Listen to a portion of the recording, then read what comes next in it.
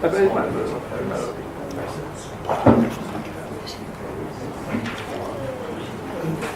morning, everyone. My name is László JANKOVICS. I am the moderator of the first panel.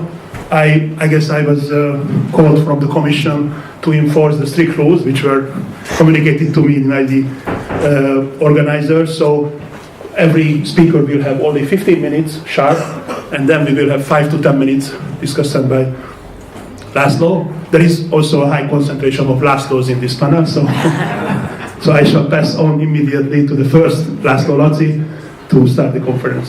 I talked about the economic governance, how the title, hopefully, this is a very cryptic title, hopefully by the end of the presentation you will understand what I'm talking about.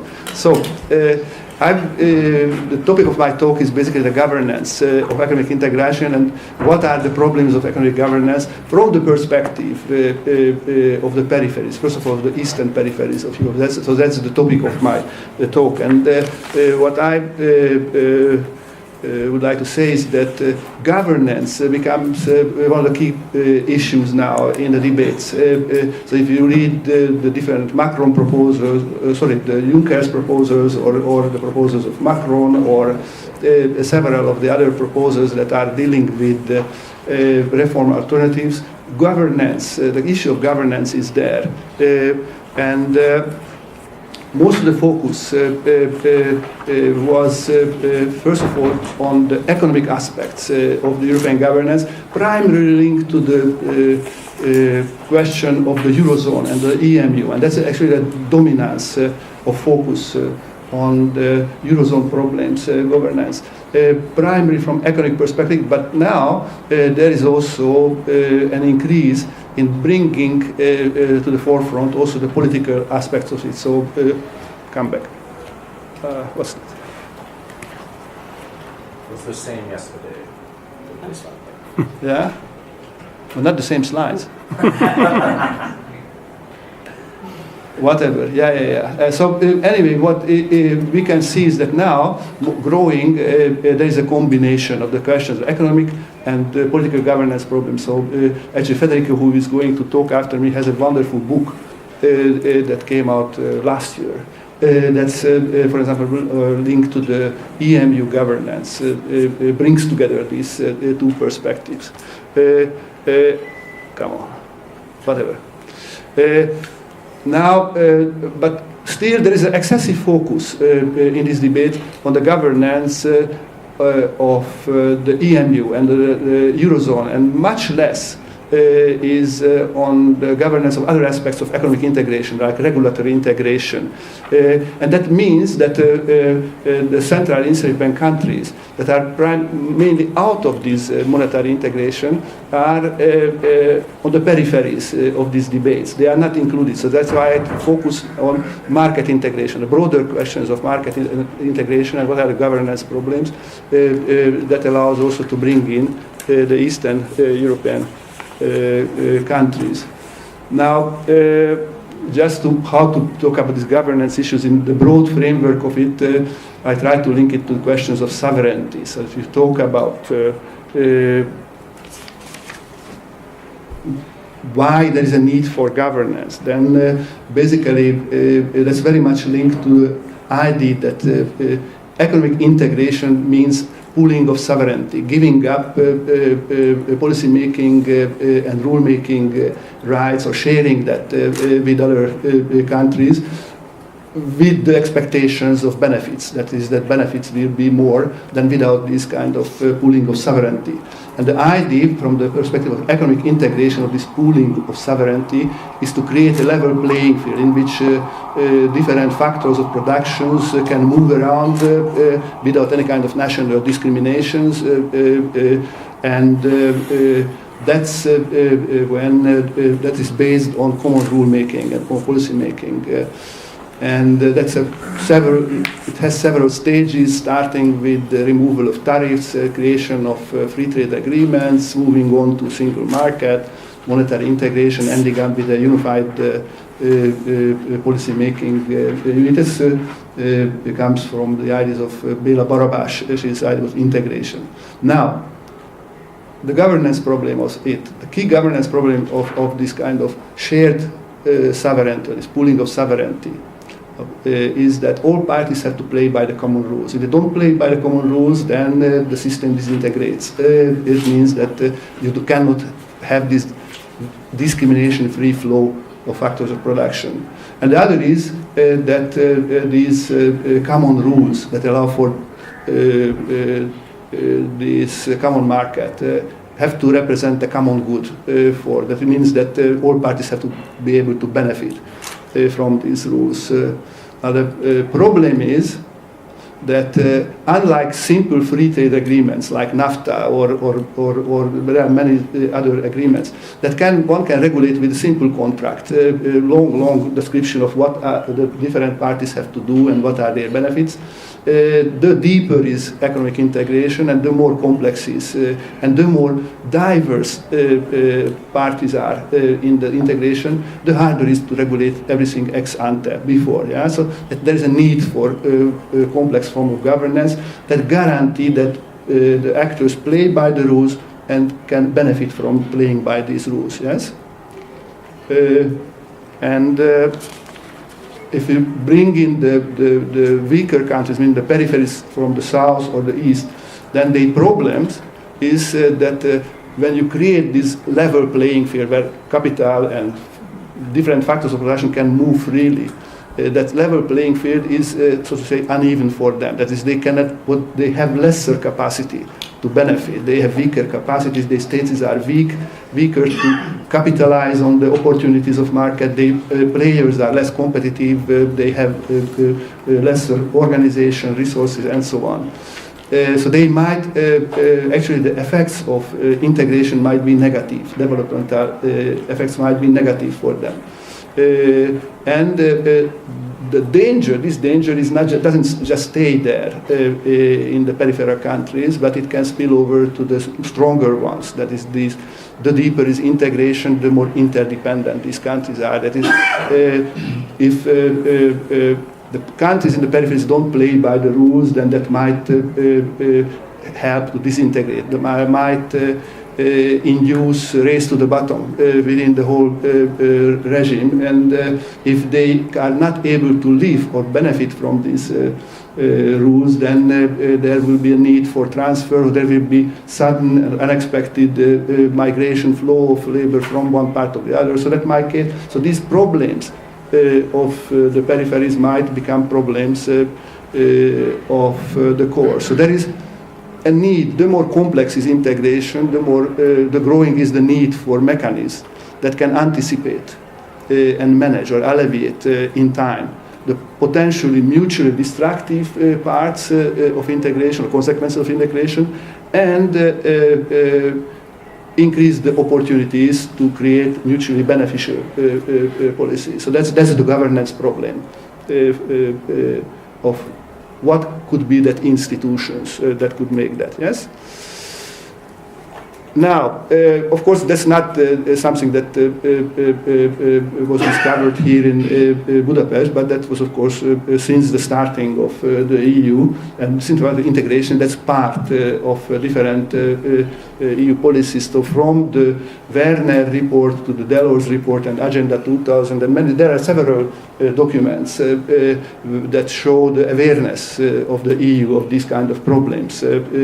Reading, for example, the Agenda 2000 is really reading like a big drama about core periphery relations in Europe. What could be the consequences of that? So the EU was aware of these kind of problems, but it treated very differently the two peripheries, the southern and the eastern peripheries. So in a nutshell, the southern peripheries, in the case of the integration both to the single European market and also to the monetary integration, the EU tried to rely on institutional and material incentives primarily to get the South right, institutions right, yes, by the conditionality of the EMU, by the institutional pressure on that, but it was primarily a hands-off situation. So Italians are called vincolo esterno, trying to link to the incentives of the EU and the opportunities of the huge market, domestic institution building, and hope that this mechanism is going to work. Didn't work. And then there was the structural funds. In Eastern Europe, this was dramatically different. The Eastern Europe, the fear of the EU and EU insiders, EU 15, was that these countries will not be able to play by the rules and will not be able to live by these rules of the EU. So if you look at the Copenhagen criteria, they have two things that are unusual for an integration regime, that these countries have to have a functioning market economy. Assumption was that they don't have, and they have the capacity to withstand competitive pressure, meaning survive integration. That is basically the goal was to bring them afloat, alive, to the integration regime. And the EU created very interesting mechanisms and institutions to detect in time the major potential problems of integration that might cause developmental crisis in these countries. And it created supranational capacities to anticipate and alleviate by sectors, by policy area, what might be the problems. Yeah? So, just briefly, what are the outcomes in the two regions? I don't know whether you can see anything on that. You don't, so I will tell. You cannot see the top of that. This is basically about the complexity, the evolution of the complexity of our exports. So what was the convergence? And what you could have seen here, if that would be a good slide, is that what happens in the East is that the East European countries, the Central European countries, Hungary, or some of the Visegrad countries, they converge at the level of production to the course. If you look at the export structure of some of the Central European countries, that converges to the most developed countries like Germany. Of course, this convergence, that is the sophistication of exports, is very much linked to the assembly of highly sophisticated goods, so the actual convergence is much less than it's visible. That there was, from the mid-90s on, from the starting of the integration, there was a convergence. If you look at the South, there was zero. The structure of the economy didn't change from the mid-90s on in the South, meaning Spain, Portugal, Greece, and also Italy. Well, the opposite is the case at the level of consumption. So if you look at that, at the level of consumption, the East basically stayed, the distance between East and North did not decline, whereas by the 2008 crisis, the South converged at the level of consumption. So there was a partial convergence in both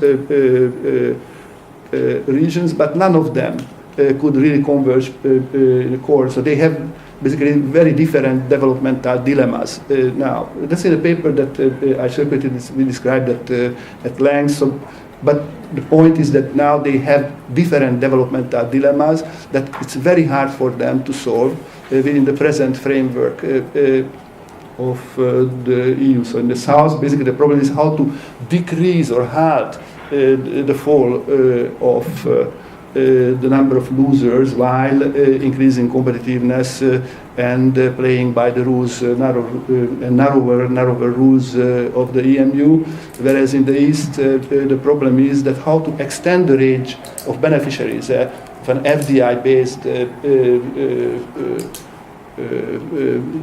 developmental model in which around 30-40% of the populace is part of that part of economy that is linked to this more integrated part that is linked to European value chains. So, to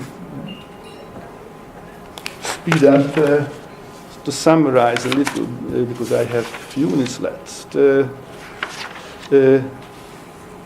So, basically, what are the problems playing by the rules? That there is an asymmetric development of institutions and institutional change in Europe. There is a very rapid, and with the Eurozone crisis, even more faster increase in institutions that increase the capacity and the incentives of the players to play by the rule. There is an increased federalization of rule setting, increased supranational capacity of monitoring and enforcing, disciplining, and there is a dominance of seeing, basically pushing the stress on aggregate results, outcomes, without looking at the distributive consequences. And that we will talk about that in the next session also, the next panel, that there's very weak institutionalization of market-correcting institutions, yeah? Very weak supranational capacity to manage developmental problems. There is ad hoc planning, I can talk about that.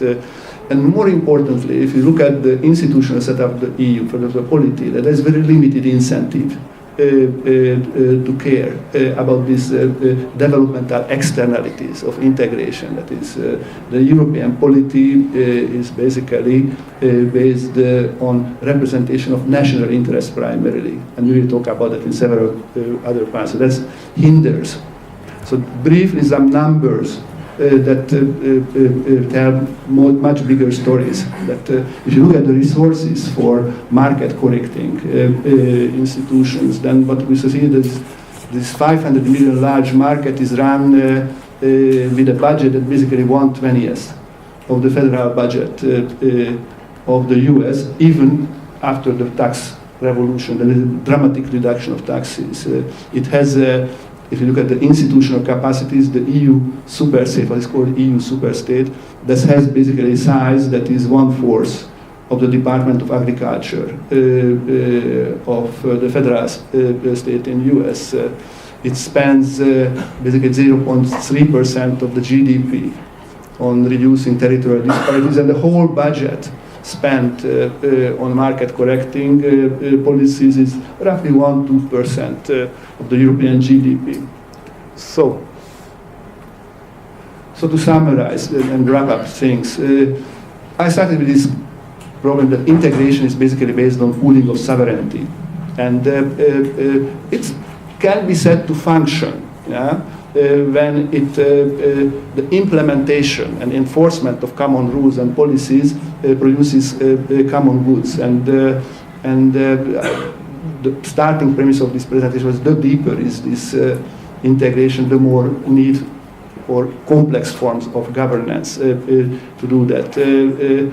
And the problem is that EU as a quasi-state has very weak institutional capacity to anticipate and alleviate negative distributive consequences. That is, the infrastructural power of the EU is weak, and the EU as a policy, as a polity, basically furthers parochialism. So the governance, basically the governance in Europe of the single market is part of the problem. And if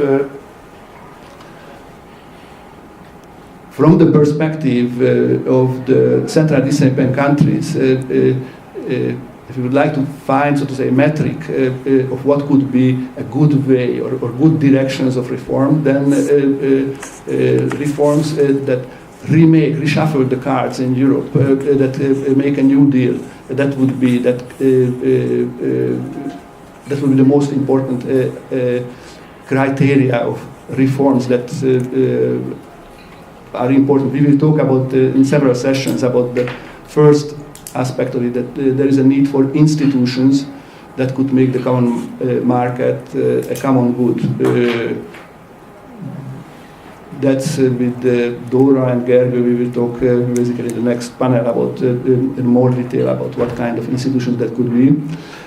But the other and at least as important thing is that the incentives to do so, to move in the direction of a New Deal, as in the case of the New Deal of the 1930s, is to remake the structure of representation in Europe, remake the balance of power between different representations in Europe. So what we have a lot is representation of the national interest, representations of the peoples of the member state. What we don't have as a counterweight to that is the representation of the interests of the Europeans. And so any kind of reforms that could move the European polity in that direction might be beneficial from the perspective of Central and Eastern European countries.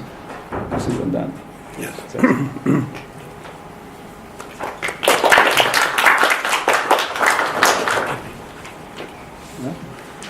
So I definitely pick up from the presentation that in comparison the size of the European bureaucracy is not big, so any initiative to reduce it further is unfunded. Our next speaker is Federico FABBRINI from the University, Dublin City University, and the floor is yours. Thank you very much.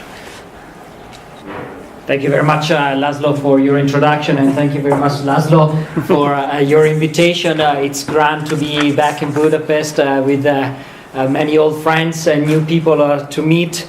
I am delighted that you have invited me to speak about the future of Europe, and I'm grateful you put me in the first panel, so I will not have to repeat what other people say. That gives me an added advantage over the other speakers later today.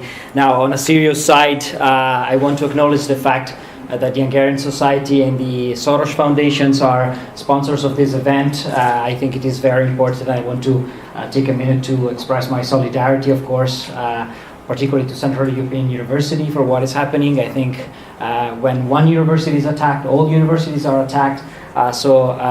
Again, my acknowledgement for that and my expression of solidarity coming from Ireland on this point. The talk of my presentation, the title of my talk today is Reforming Economic and Monetary Union, the Euro Crisis, Brexit and Beyond. What I will present is not really a paper. In fact, I apologize for not circulating really anything in advance. What I will try to do really is to build on two works I've been recently doing. The first one is a monograph that László already mentioned, is on the left, is the red book on the left. It's entitled Economic Governance in Europe, just like the panel this morning, and was published by Oxford University Press last year. But then I'll try to connect this with a more recent work, this edited volume on the law and politics of Brexit, that was also published by Oxford University Press last week. So what I will try to do in the 12 minutes or so that I've left is to examine from a legal institutional perspective how the Euro crisis, Brexit, and beyond affect the prospects of integration, and particularly the relation between the European Union and the Eurozone. So I will try, of course, I'm an EU lawyer myself. In that sense, I hope I can complement the political economics perspective of the other speakers, but I will try to analyze how the various crises the European Union has been facing over the last few years are affecting the relation between, if you wish, the core and the periphery. And the core arguments of my presentation will be that essentially, although dynamics of convergence and divergence are visible over the last few years, the overall trend is toward disunion. And I think that raises important questions for the long-term future of Europe, particularly from a Central and Eastern European perspective, which is what we are debating today. So I will structure my presentation in 4 points. I will first start off by discussing how the Euro crisis has deepened the cleavage between the Eurozone and the European Union at 27 or 28 overall, by emphasizing how a number of legal and institutional reforms adopted to tackle the crisis were focused on the EU 19, meaning the countries adopting the euro. I'll then move on, secondly, to Brexit and show how, paradoxically, the withdrawal of the United Kingdom has produced the opposite effect of bringing actually the Eurozone and the EU towards a more convergent position. But I will then thirdly move to the next crisis that are currently going on in the European Union and show that are indeed reopening the cleavage between East and West. And of course, the East and West is not entirely correct, since there are two Eastern countries which are members of the Eurozone, Slovakia and Slovenia, and of course there are 2 Western countries which are not part of the Eurozone, Denmark and Sweden, but of course the East-West distinction, I think it's handy for our purposes. And in light of that, I'll try to wrap up with some final thoughts on how the future of Europe will most likely look like in the years ahead. So let me start off with some few remarks on the Euro crisis. Now there's been extensive debate in the legal field, the field of EU law, in the field of political economy, in the field of political science, on what have been the implication of the crisis. But it's quite, I would say there is quite large consensus on the fact that effectively the Euro crisis and the responses to it have fundamentally changed the architecture of economic and monetary union. So today, in 2017, we are facing an economic and monetary union which is very different from the one created 25 years ago with the Treaty of Maastricht. In the literature, it is quite common to speak about a new EMU constitutional architecture. Now, this architecture is not always particularly pleasant, and in my book I have examined what are some of the dynamics that have emerged within this new framework of economic governance. Namely, I've claimed that we see increasing centralization of power, so a shift of competencies from the states towards supranational authorities, increasing judicialization, so a growing role for the courts in decision-making in economic and monetary affairs, and of course increasing domination as well. With shift of power from weaker and smaller member states toward larger economically mightier ones. The point that has to be emphasized, however, for the purpose of our conversation is that most of these dynamics have occurred within the framework of the Eurozone itself. And that has led to greater integration among the 19 countries using the euro as their currency. As you know, the European Stability Mechanism Treaty, for example, which is one of the cornerstones of the new constitutional architecture of EMU, was concluded by the 19 countries using the euro as a separate international treaty, so the other EU member states were not involved. The majority of the most invasive surveillance measures adopted in response to the crisis, notably the two-pack, mostly apply only to Eurozone countries only. And of course, even the Fiscal Compact was adopted outside the framework of EU law, mostly because the United Kingdom would not allow a treaty change. But there again, what we are facing is a development that only affects the Eurozone. And if we look at the governance side, the Euro Summit was perhaps the most important institution developed in response to the crisis, and that again is an institution grouping the head of state of government of the Eurozone country only. So I think the crisis has produced a greater divergence between the core and the periphery, with integration for the core, the Eurozone country, and exclusion of the countries, the member states of the periphery, which do not yet adopt the euro as their currency. Now, the irony of all this, it has to be said, since we are speaking in Hungary, which is a Central Eastern European country, is that one of the rationale for the greater integration of the Eurozone was the opposition of the United Kingdom. So the greater break, or the country who should take the blame for this divergence, are not Central and Eastern European countries, but rather the UK, which prevented further developments of EMU within the framework of the EU at 28. And that leads me to the next point, which is Brexit, of course. The decision of the United Kingdom to withdraw from the European Union and the ongoing negotiations between the Commission and the UK has produced the paradoxical effect of bringing together the remaining 27 member states. In fact, it has become quite evident that there is new unity between the 27 in their relation vis-à-vis the UK. The European Council guidelines were adopted unanimously. Donald Tusk has repeatedly emphasized how Brexit has produced greater convergence between the other member states of the European Union, and Jean-Claude Juncker in his State of the Union has again relaunched this vision of never-ending integration with an expansion of the Eurozone to all the remaining countries of the EU. Moreover, I think that's an interesting development for EMU more broadly, which is that the withdrawal of the United Kingdom makes less urgent an institutional development for EMU, which is separate from the institutional development of the EU as a whole. If you think about it historically, for example, the creation of the Eurogroup was very much influenced by the wish, by the desire of Eurozone countries to debate their matters without the British Minister of the Treasury participating to the discussion.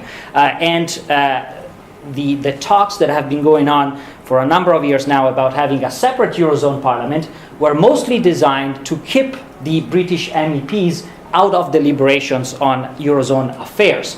Now, with the withdrawal of the United Kingdom, there is less of a need to develop an institutional structure which is Eurozone only, because ultimately only one member state, which is Denmark, maintains an opt-out from the euro, and all other countries are supposed to converge towards the euro, plus their economic might and their ability, their capacity, in your terminology, László, to govern themselves without in some way interacting with the euro is less. So one dynamic that is going on at the moment, I think, is greater convergence between the core and the periphery, which might signal, I think, a positive shift from your perspective. And yet, I think we should not be too quick in drawing conclusion, because I think there are too many other crises which have to be taken into account in your assessment. And these other crises are again deepening the cleavage between the core and the periphery, and essentially the West and the East. And many of these crises will be the focus of other panels today. The migration crisis has been, I think, a very divisive issue and still remains one. The rule of law crisis clearly emphasizes, is sort of emphasizing the big value distinctions between countries of the core and the periphery. But I would also add the social market regulation points are becoming once again a point of contention, and it is enough to just think what happened 2 days ago with the approval of the recast Posted Workers Directive, where again the Council split exactly on an East-West divide, with Hungary, Poland, Romania and Bulgaria voting against, and all the Western countries voting in favor of the proposals, with a couple of abstentions.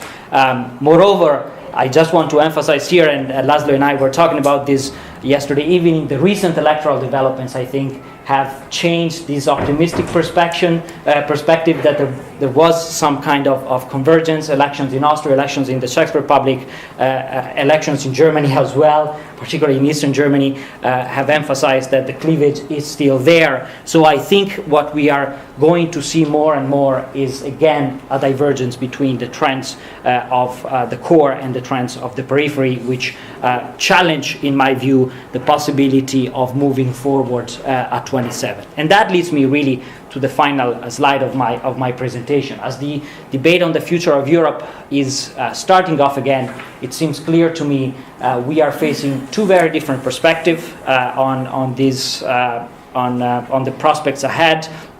One is an internal market perspective, which essentially see the European Union as a process of free trade and economic integration, whereas the other one is a constitutional perspective, which sees the Union as a political project leading toward some kind of federal-like architecture. And of course, these two different visions are very hard to reconcile, and the cleavages we've seen in the field of economic and monetary union, in the field of internal market regulation, not to mention, of course, migration and the rule of law, are there to show that it will not be easy to bridge the two. So if I have to put my 2-cent bet on the future, what I would see as the most likely outcome ahead is a process of multi-speed integration, which is really some form of two-speed Europe, where those countries which are more interested in moving forward in the process of political integration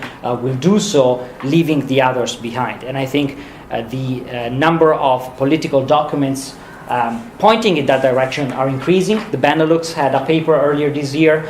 The Versailles 4, the 4 largest member states of the European Union, Germany, France, Italy, and Spain, also endorsed this proposal in a declaration in March. And of course, the Commission white paper on the future of Europe, as the third scenario, identifies multi-speed integration as a very likely outcome. Now, from a legal point of view, and I think that's a very interesting point, we now have a very handy legal template that can be used to do so. And this is the Fiscal Compact Treaty of 2012 that for the first time ever has overcome the rule of unanimity in treaty change. Now, that seems as a technicality with little relevance, but in fact it is extremely important, because by overcoming the principle of unanimity, the Fiscal Compact has set a path that would allow a majority of countries to move forward without having to wait for the unanimous support of their peers. And that constitutes a model that could be used in the direction of greater political integration without being blocked by recalcitrant countries, including illiberal democracies across the continent. So I think the big question, if this is the direction we are going to see, the big question is really how we can reconcile the process of political unification at the core with common market integration at the periphery, and that requires, I think, creative thinking on how to bridge the two dimensions, but I will stop here because I know that's what my father is going to talk about later on today, so I'll leave it to him. Thank you very much. Thank you very much.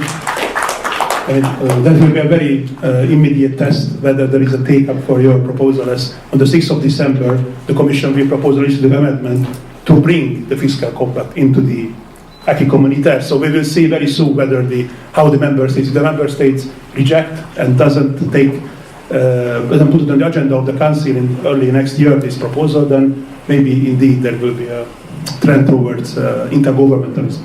So our final speaker in the panel is Dóra GYomRFFY from Péter Pázmány University. Dóra. It's a great honor to be here. I was invited to the March conference, and it really gave me a lot of ideas about rule of law enforcement and building institutions, and I really tie up into that kind of research. So it is a pleasure and an honor to present here, and being in the first panel is particularly honoring.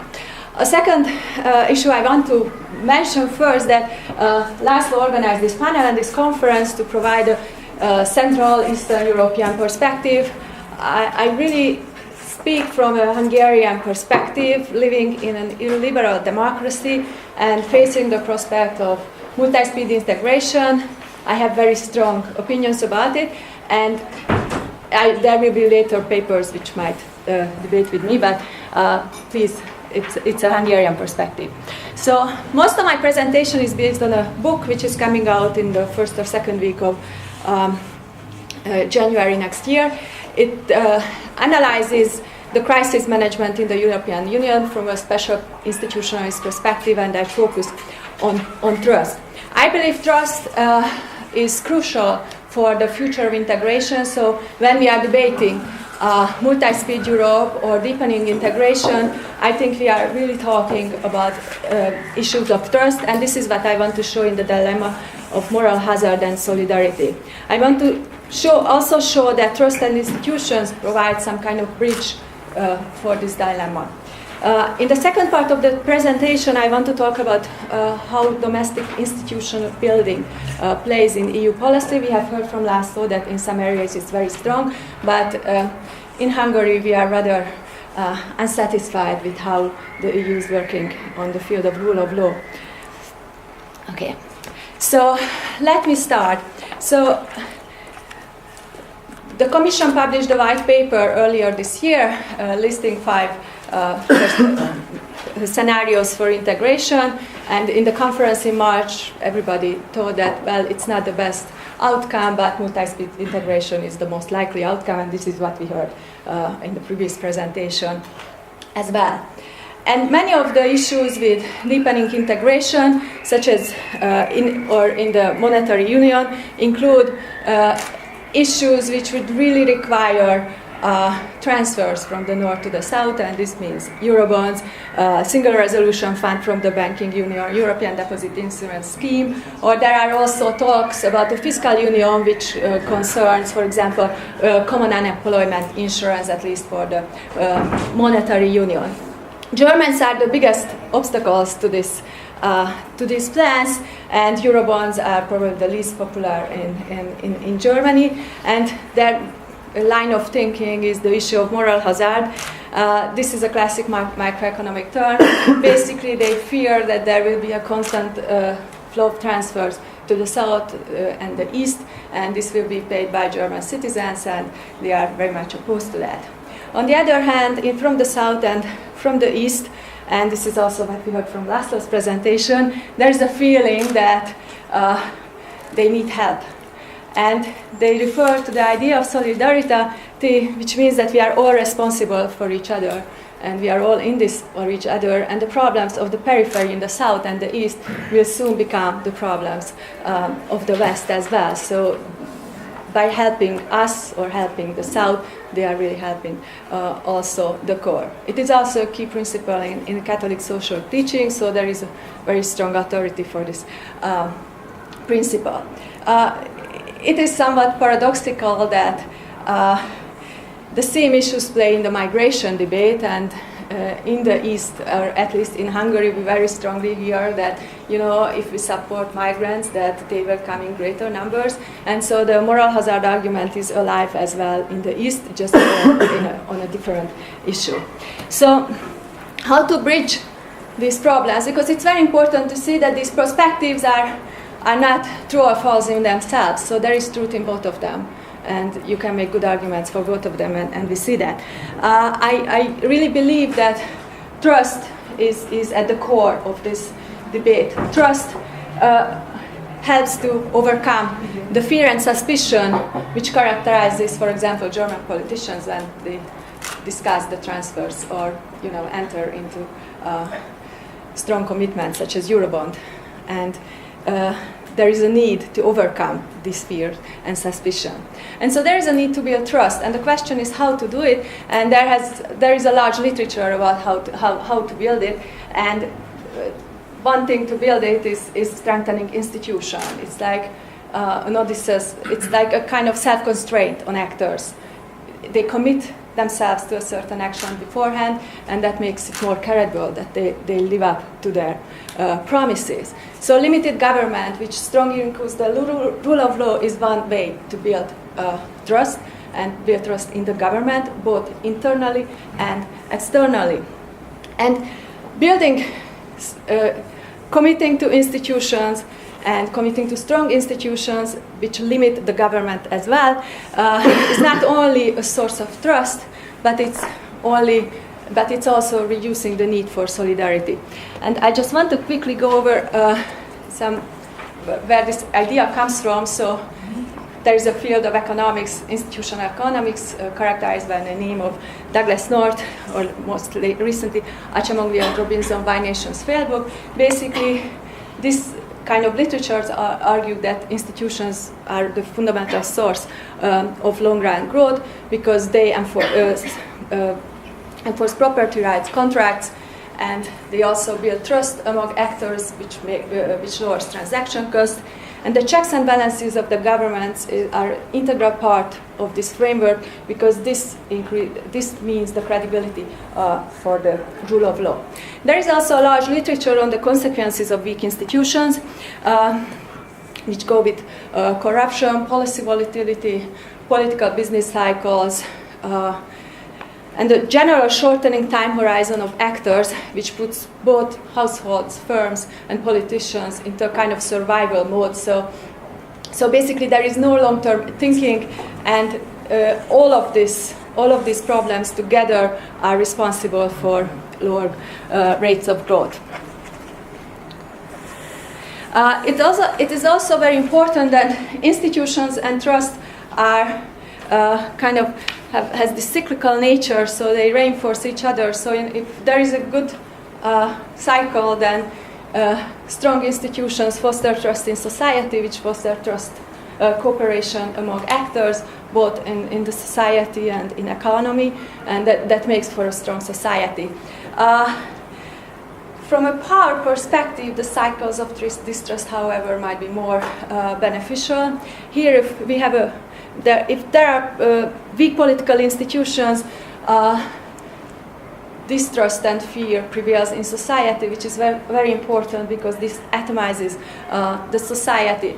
And in a paradoxical manner, if social actors are not cooperating and society is atomized, there is a greater dependence on a weak state. But this greater dependence also means that there are weak checks and balances on the government. So this whole cycle reinforces one another, and it's very good from a power perspective for a government, and it's very hard to get out of it, and I think all of us Hungarians in the room know how difficult it is to get out of this.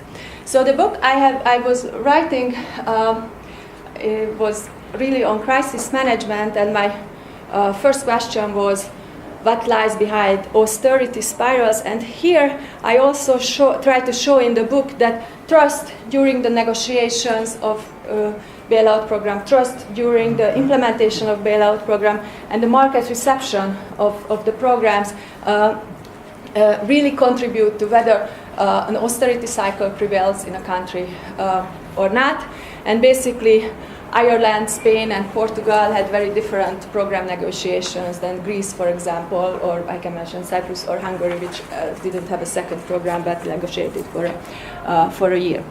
So basically, I argue in the book that commitment to institutions and rule of law and the common language with the international lenders strongly contribute to successful crisis management. And here what we see that these two figures about institutions and growth look really similar. The first figure is from the important paper of Roderick Submarinen and Trebi, Institutions Rule, and they show how rule of law and growth really correlate. And we see very similar correlation in rule of law and economic growth in EU program countries, so those which needed IMF or international help. And we see the same issue. Okay, now I have only 5 minutes left, so I really have to speed up. So institutions matter, and the question is why, what the EU does. And here we have heard from László, this was a key aim during Eastern enlargement and the single market. There is, for Schengen enlargement, there is a strong mechanism to enforce rule of law. But at the same time, it is strongly neglected in regional and competitiveness policy and financial crisis management, with the exception of Greece. And generally, we get the sense that post-accession, the 2004 countries which joined in 2004 do not face such pressures. So why? There is a long story, and if I had more than 5 minutes, I could speak much longer on that. So basically, during crisis management, there were concerns for clear and measurable outcomes, and institutions are certainly extremely difficult to measure. There are also concerns of sovereignty, although we have to separate public interest from government interest, that government really refer to sovereignty. And obviously, that they are beneficiaries of the current arrangements, and there is a strong reluctance from illiberal democracies to any interference into institutions. And finally, they are very difficult to build, so they are context and geography specific, so they are really difficult to have templates for such. At the same time, the EU should not give up. That's my argument, and we have heard in March, rule of law is a shared value across the EU, so the EU should do everything in power to enforce them. And many of the issues that EU focuses on, including competitive indicators of regional development, we have strong evidence that they are functions of institutional quality. And finally, it is also very important that abuse of solidarity is less likely in countries with better institutions, and Poland and Hungary built the illiberal democracy with the help of EU funds, so that's a problem for the EU as well. How to build institutions? I discussed 4 scenarios, 4 elements in the book.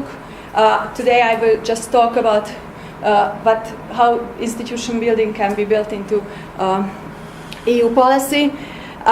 It's better to prevent deterioration of institutions than expose. We have heard in March how extremely difficult for the EU to enforce the rule of law. So There are some blueprints for the inclusion of institutions today.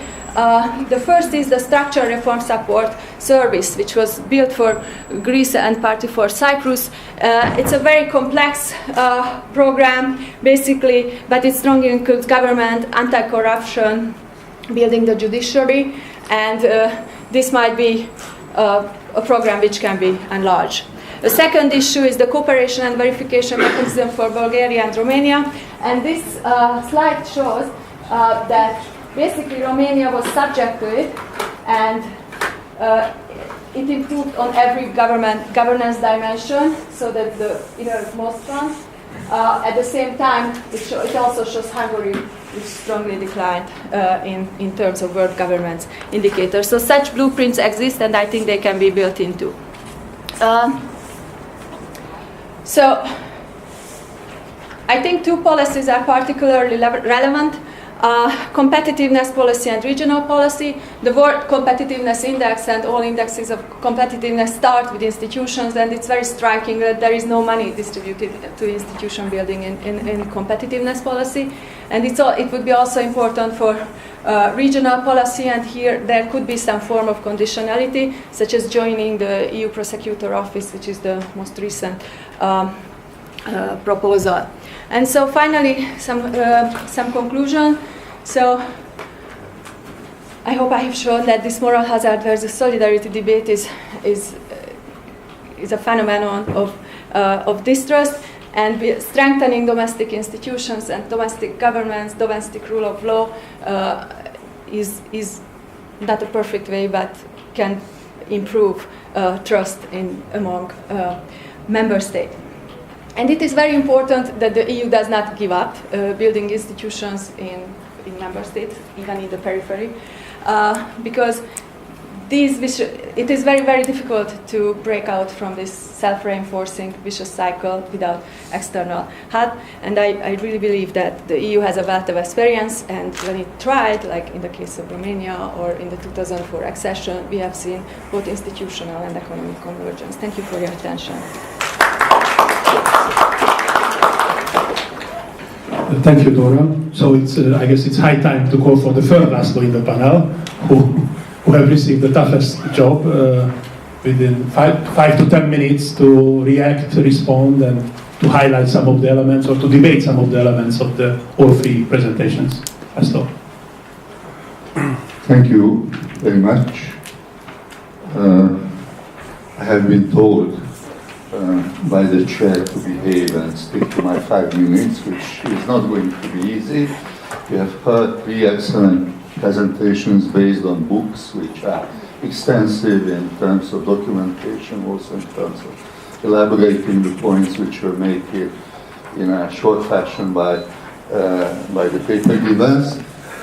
Each of them are discussing sort of the fundamentals of European integration, and what remains to me in this short period of time is to raise some critical comments. I will save, I mean, the usual stuff of the commentator, of summarizing the major points and also the appreciating part. So each of the presentations were giving truly in-depth summaries of extensive academic work with policy relevance. I will reflect on some of the more controversial, or if you wish, the fundamental issues which may emerge in this respect. Number one is about the mandate and the mission of the European Union, something we very rarely discuss. And one wonders how far we can go. I mean, reflecting on the presentation of László BRUSZT, how far we can go in a structure which is intergovernmentalist in nature, where all important decisions are being taken by the national capital and where redistribution is usually less than 1% of GNI. I mean, that's not a super state, that's not a state at all, that's not something that is comparable to anything of a federal state like the United States. That's one of the fallacies of the literature, that we're making comparisons to the like to the unlike. And for this reason, there is a big question how far the EU is actually committed to these ideas of solidarity. The ideas of solidarity are reflected in general terms, but not in concrete terms. If you look at the concrete things, I mean, last week I was just teaching cohesion policies of the European Union. If you look through the concrete policy documents of the current pluriannual financial framework, the priorities are not about solidarity, they are about competitiveness. And if you just think about the practices, I mean, we discussed that in Science Europe, that when the money, research money, which is an area where one would think, I mean, that there is room for providing solidarity and assistance to the less developed countries, over 90% of the European research money is going to British, Dutch and Swedish universities. One wonders whether it's indeed the Swedish academic community which is in most need of being supported from the common funds. And for this reason there is a very high degree of justification of the net contributor countries of saying, okay, why should we put additional money, why should we pour additional water into a bottomless barrel? So the whole idea about solidarity, which is not represented actually in most of the operational documents, let alone by the actual practices, in a system where ex post control is minimal. So if anybody, well, I just am referring to the Court of Auditors report as of 2015, which made the interesting observation: every second euro spent in the previous pluriannual financial period on cohesion was spent in an irregular fashion. If any of us would run even a small business, let alone a medium-sized business, and would manage money that way, we would probably be in prison rather than in a conference room, right? So it's not so easy to come up with propositions to enhance spending and financing, especially knowing that the public in the net contributor countries from Sweden to the Netherlands tends to be skeptical on the European Union and on quite good grounds.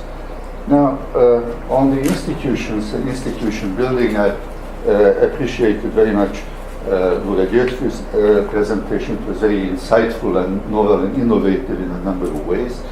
On a normative level, of course, it would be difficult to disagree with the statements that, I mean, better quality institutions would be in the interest of everybody, especially of the local population, and would be public good and what have you. The problem is, what are the capacities of the European institutions to be involved in institution building? I mean, it's rather straightforward if you look at the treaty. That mandate is not there, as long as you are already a member of the European Union, but not a member of the Eurozone. And I think that was one of the strengths of Federico's presentation, highlighting that the European Union today is basically about the Eurozone. And if you are not in the Eurozone, you are somehow a member, yes. You can always be a substitute, and you can share the fate of James Rodriguez, who was a great star during the Soccer World Championship and nearly never played more than 5 minutes in Real Madrid. Yes, that's the role allocated to the countries who have not joined in the Eurozone, because everything of relevance, legally and politically, and Federico expands on that, takes place within the Eurozone.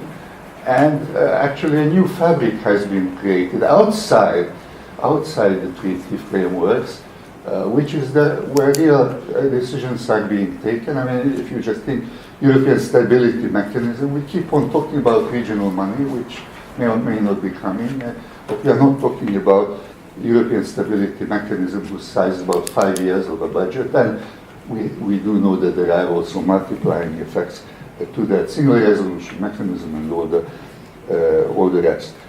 Now, on conditionality, and this is the point where I want to come in with Dóra's presentation, she mentioned that perhaps community could be more activist in enforcing the values of the Union.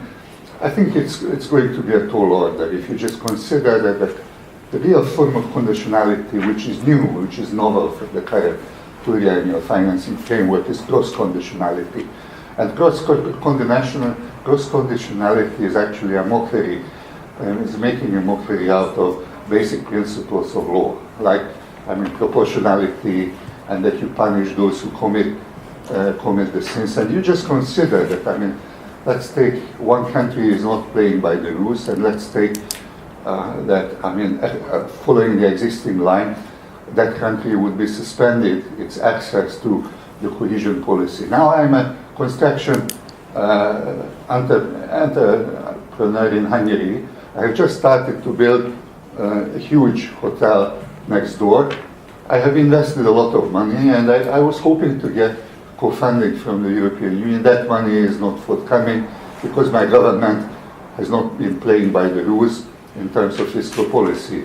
Okay, I can do whatever is in my power. Even I can talk to my member of parliament to say, okay, you should vote perhaps against those practices of the government, but what is the leverage I can have on the fiscal policy of the Hungarian government? Very limited. So problems of proportionality and targetedness and many others emerge, and therefore I do not think that the current form of conditionality, which is cross conditionality, is going to be very efficient on that.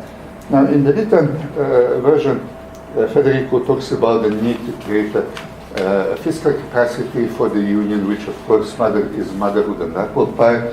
One just wonders if there is political commitment to that type of an idea. And also, I would wonder, given the very limited enthusiasm for the European project as a whole in all of the member states, and given the proliferation of problems in the big member states, you just have to think about France, Spain, Italy, Germany. Is it now the time to really to expect that somehow the community will be truly be able to become activists and enforce rule of law and institution building in non-compliant countries where quality has drifted into a different direction? I wish those propositions would have more material context and higher probability than they actually have for the time being. Thank you very much for your attention.